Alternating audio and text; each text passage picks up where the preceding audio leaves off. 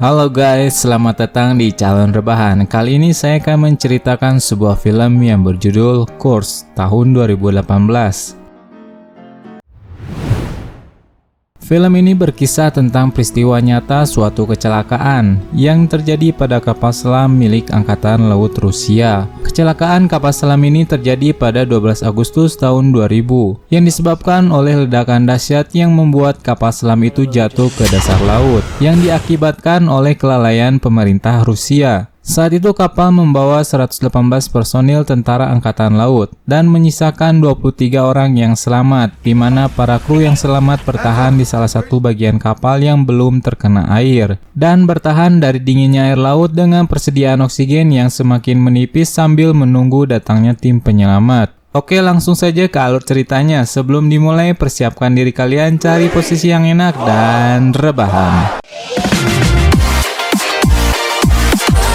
Di awal film terlihat seorang anak laki-laki yang bernama Misa yang sedang menahan nafas di dalam bathtub kamar mandinya. Dirinya sangat bahagia karena bisa menahan nafas begitu lama di dalam sana. Karena Misa ingin mengikuti jejak karir ayahnya yang bernama Mikhail Averin yang bekerja sebagai prajurit angkatan laut. Misa memiliki seorang ibu yang sangat menyayanginya. Kini sang ibu sedang mengandung seorang bayi. Pagi harinya Mikhail dan beberapa pelaut lainnya sedang menunggu bayaran gaji mereka. Namun gaji yang akan mereka terima belum keluar dari pusat hingga sekarang. Setelah itu Mikhail pun bertemu dengan sahabatnya yaitu Pavel. Ia memberitahu akan segera menikah dengan sang kekasihnya. Namun Pavel belum memiliki uang yang cukup. Mendengar hal itu, para teman-teman Pavel terutama Mikhail mengumpulkan uang iuran untuk membantu Pavel membeli kebutuhan pernikahannya. Di sini terlihat bahwa solidaritas seorang pelaut sangatlah kuat. Setelah uangnya terkumpul, mereka pun pergi ke koperasi untuk membeli sejumlah barang yang dibutuhkan oleh Pavel. Namun sialnya uang yang mereka kumpulkan masih belum cukup. Mikhail pun mencoba menggadaikan jam tangannya dan pihak koperasi pun mau memberikan barang-barang yang ingin mereka beli. Kemudian tibalah hari di mana Pavel melangsungkan pernikahannya. Ketika acara berlangsung, sang kekasih yang bernama Daria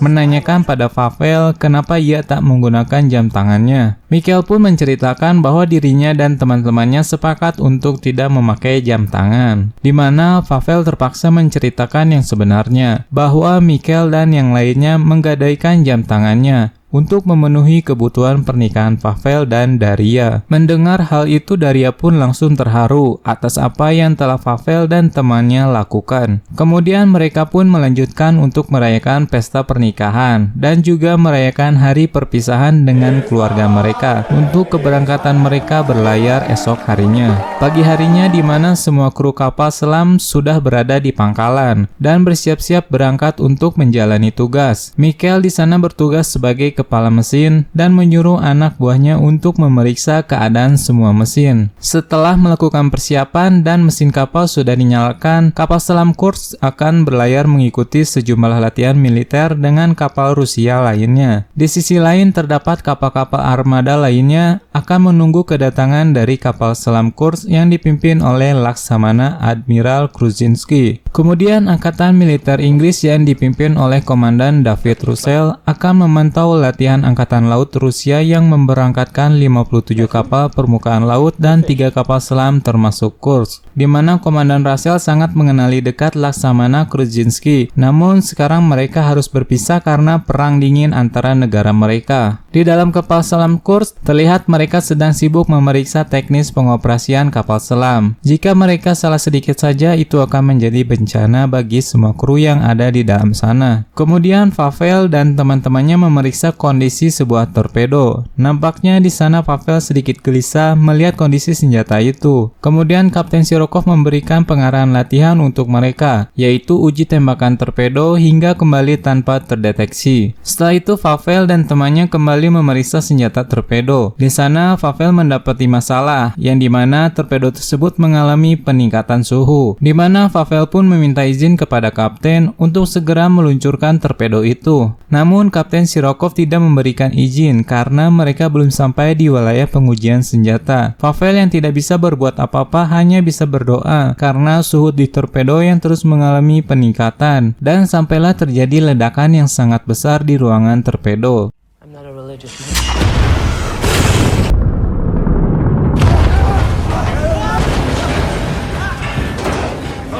Karena kejadian itu membuat kapal selam mengalami suhu panas yang berlebihan, sehingga membuat kapal tidak bisa kembali mengapung. Sebagian kru kapal tidak mengetahui apa yang terjadi. Kemudian Michael selaku kepala mesin memerintahkan anak buahnya untuk menutup semua pintu kedap air di ruangan unit 7. Michael mencoba menghubungi melalui radio ke ruang komando, namun tak ada satupun yang menjawab. Kemudian mereka melihat sinyal yang memberitahu bahwa itu adalah ledakan di ruangan torpedo. Tak lama kemudian ledakan kembali terjadi di ruangan torpedo itu, yang kali ini lebih dahsyat, sampai-sampai membuat bagian terpenting dari kapal menjadi rusak berat. Bahkan ruangan yang menjadi tempat pengoperasian Michael mengalami kebocoran. Dengan segera Michael memerintahkan anak buahnya untuk pergi ke ruang unit 9 yang letaknya di bagian atas. Sekarang hanya tersisa 23 kru yang selamat. Mereka di sana memikirkan apa yang akan mereka lakukan selanjutnya, di mana salah satu dari mereka berpikir untuk pergi ke Palka dan berenang satu persatu. Namun sebelum itu Michael menyuruh mereka untuk memeriksa semua ruangan dan mengambil dokumen-dokumen sebelum mereka pergi dari ruangan itu. Di sisi lain, Angkatan Laut Inggris mengetahui bahwa kapal Kursk mengalami insiden. Kolonel Russell memerintahkan untuk menghubungi Laksamana Kruzinski, namun tak ada respon. Ternyata Laksamana Kruzinski baru menyadari beberapa jam kemudian bahwa kapal Kursk mengalami insiden. Pada kapal Kursk mengalami kebocoran begitu parah, Michael pun mencoba menyuruh anak buahnya untuk memperbaiki kebocoran.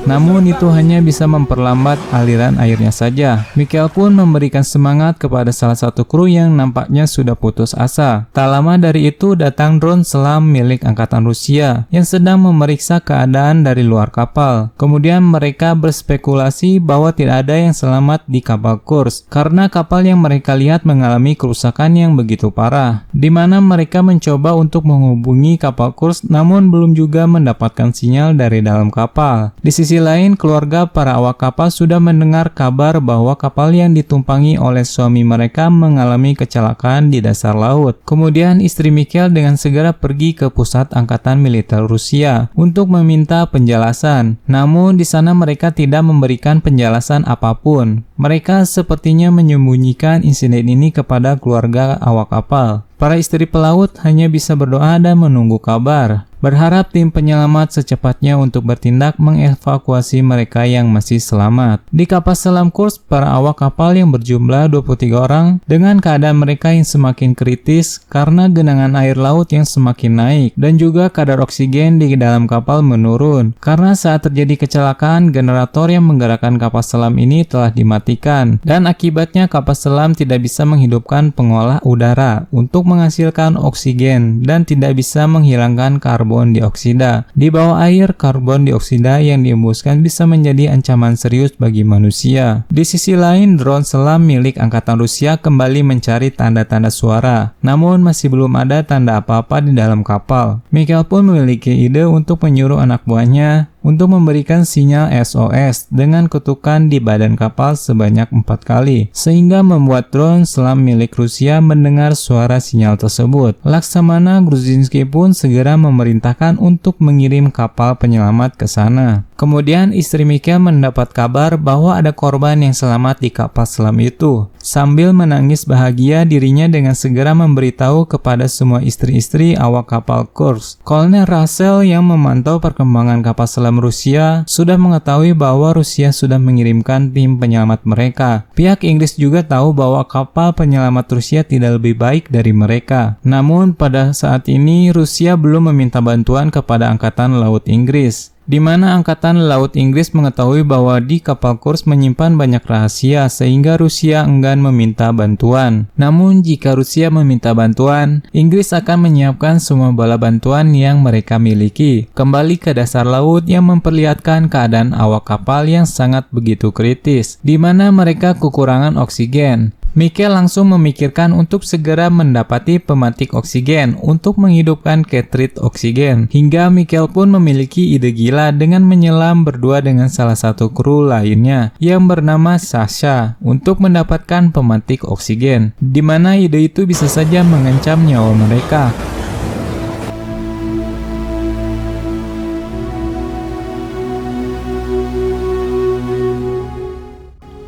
Dengan perjuangan mereka, akhirnya Mikhail menemukan pemantik oksigen tersebut. Ketika hendak kembali ke pintu keluar, tiba-tiba pintunya macet hingga Sasha kehabisan nafas. Dengan sekuat tenaga, Mikhail mencoba membuka pintu. Pada akhirnya, Mikhail berhasil membuka pintunya. Dengan solidaritasnya yang tinggi, tidak membuat Mikhail mementingkan egonya sendiri. Ia berusaha sekuat tenaga menyelamatkan Sasha, dan pada akhirnya Sasha masih bisa diselamatkan.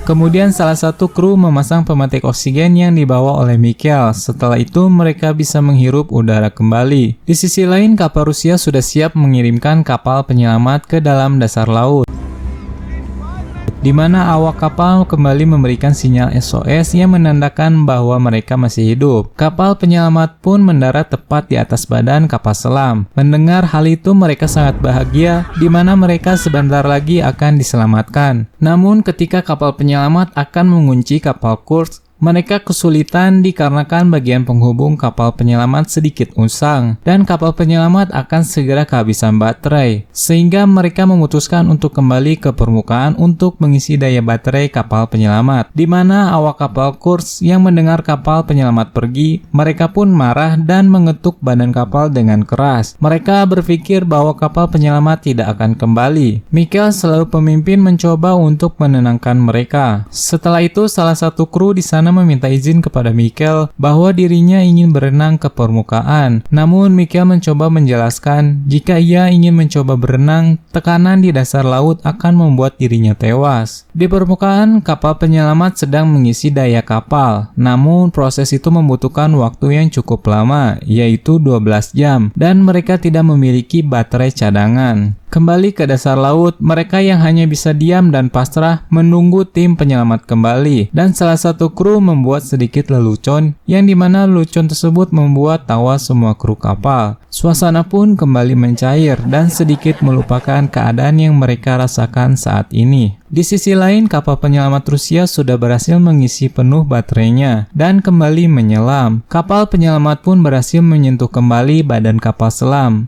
di mana awak kapal Kursk tidak terlalu berharap untuk bahagia. Mereka hanya kembali memberikan sinyal SOS untuk memberitahu bahwa mereka masih hidup. Kapal penyelamat pun mencoba untuk membuka pintu kapal selam Kursk, namun sialnya hal itu malah gagal untuk dilakukan. Laksamana Gruzinski yang mengetahui hal itu menjadi marah dan mencoba untuk menghubungi Kolonel Russell, yaitu Angkatan Laut Inggris. Laksamana memberitahu dengan memperkirakan bahwa ada 20-25 orang awak kapal yang masih selamat, di mana tim penyelamat Rusia gagal melakukan penyelamatan karena kapal penyelamat mereka yang sudah tua. Namun hingga saat ini dia belum mendapatkan perintah dari atasannya untuk meminta bantuan pada negara lain. Kolonel Russell memberitahu bahwa tim penyelamat mereka sudah siap untuk melakukan penyelamatan jika pemimpin Rusia memintanya. Setelah itu, Inggris serta Prancis, Norwegia, dan Amerika mengadakan sebuah konferensi pers untuk menawarkan kepada Rusia bantuan teknis dan kapal penyelamat canggih milik mereka, di mana istri Mikhail mengetahui berita tentang bantuan yang diberikan dari 4 negara tersebut, dan hal itu juga bisa meredam perang dingin di antara mereka. Berita lain pun datang dari penjelasan Laksamana Besar Rusia, yaitu Vladimir Petrenko, yang memfitnah bahwa kapal milik mereka ditabrak oleh kapal asing. Karena hal itu, bantuan yang diberikan negara asing belum mendapat tanggapan dari Rusia. Kemudian di sisi lain, Laksamana Gruzinski meminta atasannya untuk menerima tawaran bantuan dari negara lain, dan ia juga mencoba untuk meyakinkan atasannya bahwa masih ada yang selamat, dan ia juga akan membatasi tim penyelamat negara lain agar tidak terjadi apa-apa. Namun atasannya menolak untuk memasukkan negara asing untuk ikut campur di negara mereka. Kemudian Angkatan Rusia pun mengadakan sebuah konferensi pers dengan media dan juga keluarga para awak kapal di sana. Istri Mikhail mendesak pihak Rusia untuk menerima bantuan dari negara lain. Ia juga berjuang untuk bersuara agar para awak kapal bisa secepatnya untuk diselamatkan. Mereka merasa lambatnya penanganan dari pihak Angkatan Laut Rusia, di mana Rusia selalu menutupi kondisi dari insiden ini.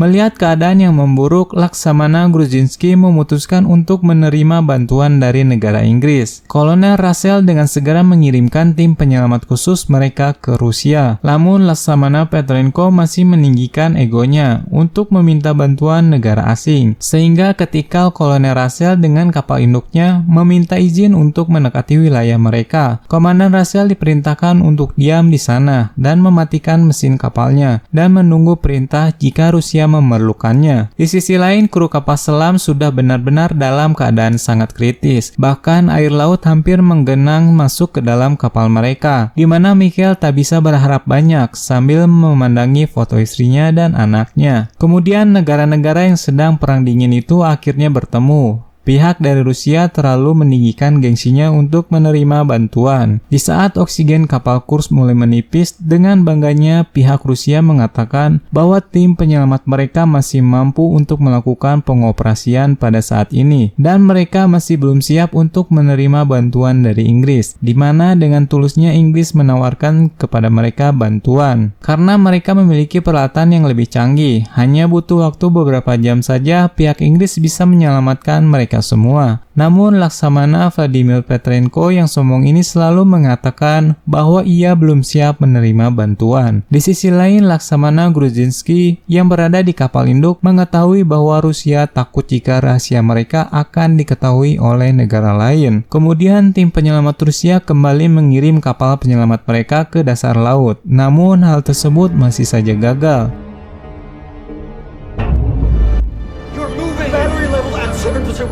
Tim penyelamat pun memberitahu hal itu kepada pihak militer Rusia, dan akhirnya pihak Rusia pun menyetujui untuk menerima bantuan dari Inggris. Di sisi lain, para awak kapal sudah sangat pasrah dengan keadaan mereka. Oksigen pun sudah mulai menipis. Pada akhirnya salah satu kru mengajak mereka berpura-pura untuk tidak terjadi apa-apa dengan mencoba melakukan kegiatan rutin mereka, yaitu dengan mulai sarapan, di mana itu adalah cadangan makanan terakhir yang tersisa.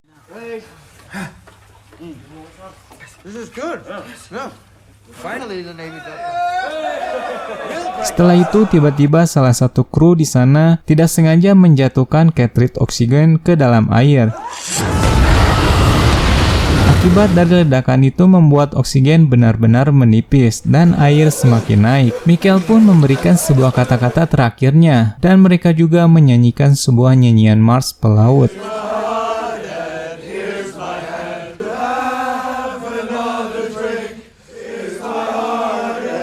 Di sisi lain, tim penyelamat khusus Inggris mendarat tepat di atas kapal selam Rusia. Mereka juga harus memastikan bahwa pintu air tidak banjir. Tim penyelamat pun dikejutkan dengan fakta mengerikan. Apakah masih ada awak yang selamat sementara ruangan yang ditemukan sudah digenangi air? Setelah memeriksanya, ternyata 23 awak kapal itu tewas setelah mati-matian menunggu bantuan negara mereka yang hanya mementingkan sebuah gengsi dibandingkan nyawa para kru. Setelah itu, keluarga para pelaut memberikan doa untuk para suami dan anak yang sudah gugur menjadi pahlawan bagi diri mereka masing-masing. Di sana juga dihadiri oleh petinggi-petinggi Angkatan Laut. Setelah selesai, Laksamana Petrenko memberikan salam kepada keluarga kru kapal, di mana anaknya Mikhail tidak menerima untuk bersalaman dengan Laksamana Petrenko dan juga diikuti oleh anak-anak lainnya. Setelah dari sana, istri dan anaknya Michael pun pulang. Ketika di perjalanan pulang, Misha dipanggil oleh rekan kerja ayahnya. Ia memberikan Misha sebuah jam tangan yang pernah Michael gadai waktu itu untuk pernikahan sahabatnya Pavel. Dan film pun berakhir. Sungguh disayangkan sekali, harusnya 23 kru kapal selam yang tersisa bisa diselamatkan jika pihak Rusia tidak meninggikan egonya untuk meminta bantuan pada negara asing. Ending yang menyesalkan.